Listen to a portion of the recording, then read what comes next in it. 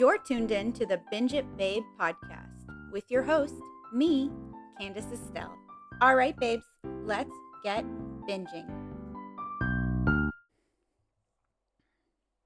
Well, hey, hi, hello, and how are you, babes?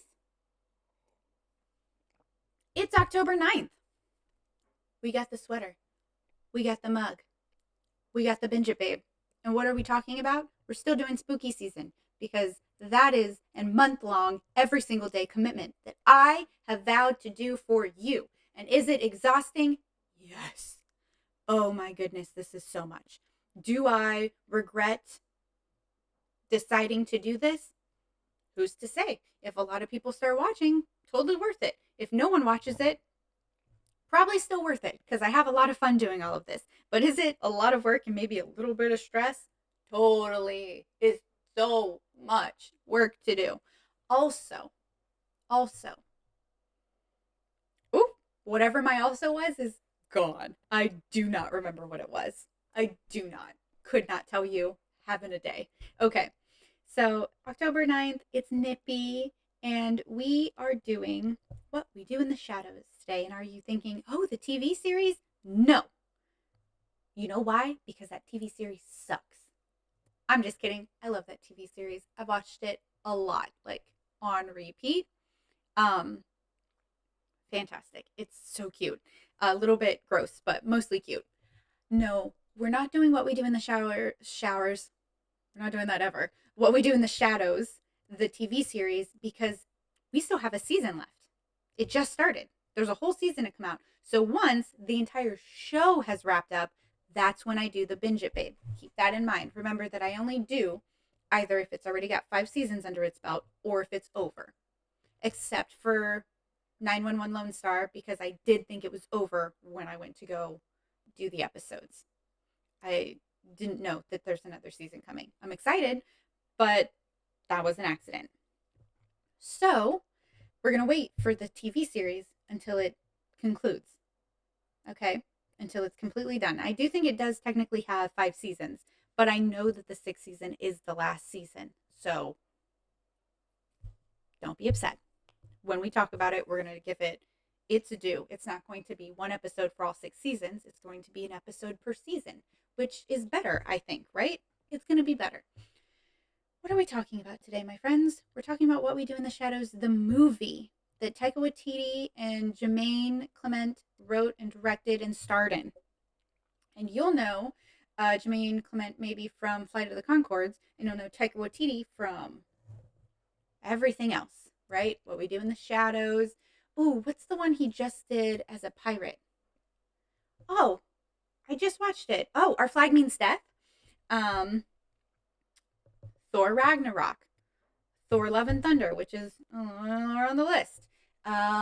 He is, Jojo Rabbit.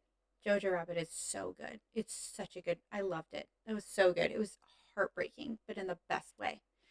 Yeah, so big Taika fan here. I know a lot of people have now decided that they don't like him just because he became so popular so quickly. And I'm here to tell you, nothing annoys me more than that counterculture BS where you're just like, I don't like stuff because it's popular. Eat a bag of, okay? Because popular things are popular because they're fun or enjoyable for the most part, okay? And if you can't bring yourself to feel any joy because other people enjoy stuff, like, consider therapy. Consider therapy regardless because it's good for you. But come on. Come on. I'm so sick when people are like, oh, it's so pedestrian. It's so mainstream. And it's like, hey, you know what? You can like mainstream stuff and like other things. You can like all of it. You can enjoy all of it. And once again, do not yuck someone's yum. I cannot stand when I'm sitting there telling someone how I like something and I really enjoy this or I really enjoy that. And their response is, I hate it. Okay. Sit on a dildo and shut up. I don't care.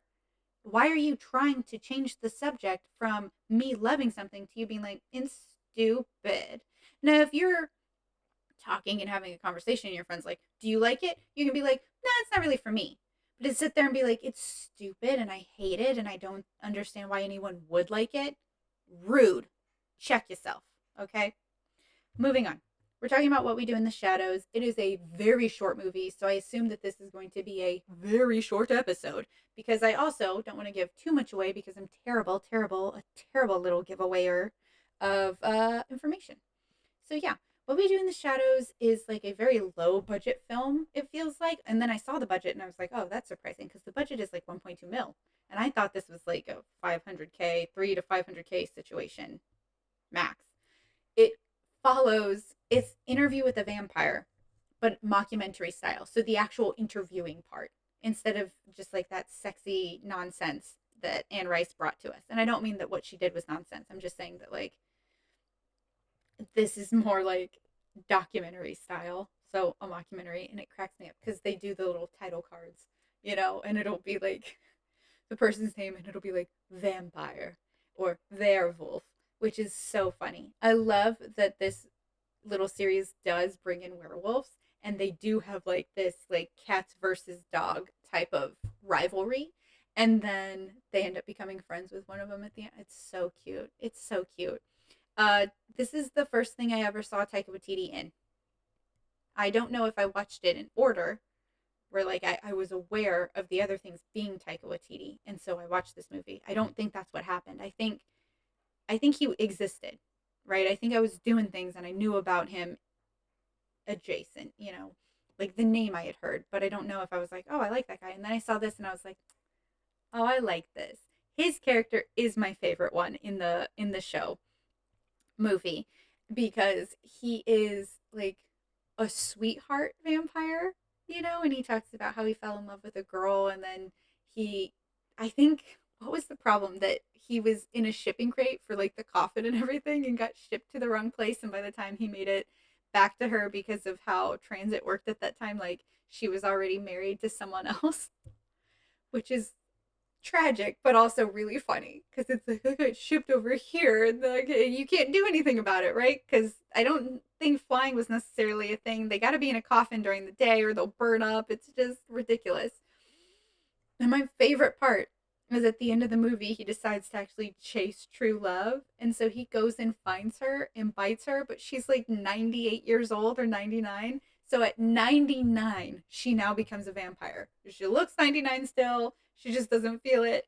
And it's so that they could finally be together, which I just find ridiculously adorable. Like, it's so cute. I love it. I feel like the TV show's Nandor character is kind of based off of this character in terms of like the cutie pie vampire situation you have. They're all still pretty fearsome. Like they're all still drinking the blood of virgins and, doing a lot of murders. But it's just not a thing. It's just like, oh, well, it is what it is, which I think is kind of funny. I also really enjoy that there's a lot more like fourth wall breaking here. Sometimes you'll hear the documentary worker like chatting or gets eaten or anything like that, which I really enjoy because with The Office, you kind of forget for a long time until the very end, and then they start becoming a thing. And for some of that storyline, it's a little annoying that they're a thing, Brian. Um, so for this, I enjoy it because it adds a little bit to the story. And yeah, it's just a little coven of vampires, old ones, young ones who just live together and are traversing the world. And I think it's extra silly because they don't seem to have gotten any wiser in their age whatsoever. They're all very bickery. It's basically like a tiny fraternity. And then, they got to battle werewolves at one point and then become friends with werewolves. And I don't know. It's a cutesy little movie. I know I was talking about it with someone else and they were just like, oh, I don't like it. I think it's cheesy, but I watch it because my friend likes it. And I was like, cool. Okay. Um, so like once again, just because like if I don't like a movie, like I don't really care about the Hocus Pocus movie, which we just talked about a few days ago. Um, doesn't mean it's a bad movie, just means it's not one of my favorites. It's cool. This one, is it one of my favorites? No. Do I enjoy it when it's on? Yes. Do I love the TV show that came out of it? Yes. So it's fun. It's a little bit gross, and it's definitely cheesy. I would say it's like it's that line that lives between cheese and camp, where it's just like, oh, you really have to be in the right mood to even be able to enjoy a silly movie like this. And I am in that mood, almost always. Um, but it's not one of my absolute favorite Halloween classics. I mean, it makes it into the top 31. I believe it's 20, yep, 26 out of 31 pumpkins, right? So the less pumpkins you have, the better. And I know that sounds weird, but that's how scales work, okay? 26 pumpkins, it's too heavy. How are you going to carry 26 pumpkins? You're going to have the vampires help you. It's ridiculous. So I love the movie. I think it's very cute. If you haven't seen it, I say watch it. If you've seen the show and you haven't seen the movie, I don't know if you'll like it as much. Um, because the show definitely has definitely more production, more storyline, a lot more hours, to it. I mean, this movie is 85 minutes long. It's not even an hour and a half. So it is a quick watch. But if you've already watched the show and you haven't seen the movie, I think you're going to watch it and just be like, but it's kind of like it's a first pancake, which I love the first pancake. But usually a lot of people are like, as we go, the pancakes are going to get even better, right? Same thing for the movie. I think it's definitely worth a watch. I don't know where I would rate it in terms of letting children watch it. I honestly can't remember if it's you know, um, I don't think so. I don't know. I honestly wouldn't let a kid watch the TV show, and it's on Disney Plus now.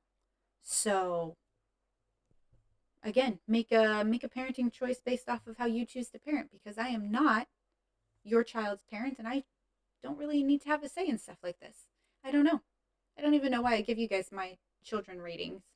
I think it's because I feel like that's something someone would ask me. Be like, well, could I share this with my kid? And it's like, maybe. I don't know. What kind of kid do you got? How old is the kid? Is your kid cool, or is he like a snitch? Different strokes for different folks. But yeah, that's basically all. I knew I'd be succinct with this one because, like I said, it's a pretty short movie, and I don't want to give everything away because this is one of those movies that didn't have a huge wide release. I think it's like you had to search for it and know about it to have watched it, which means that I think there's a good chance a good portion of people haven't seen it, and therefore I don't want to spoil anything. I did tell you a little bit of an ending, but that's more just because it's so freaking adorable and it cracks me up every time. Every time. So I'll just send you kisses and I'll tell you goodbye. So later, skater.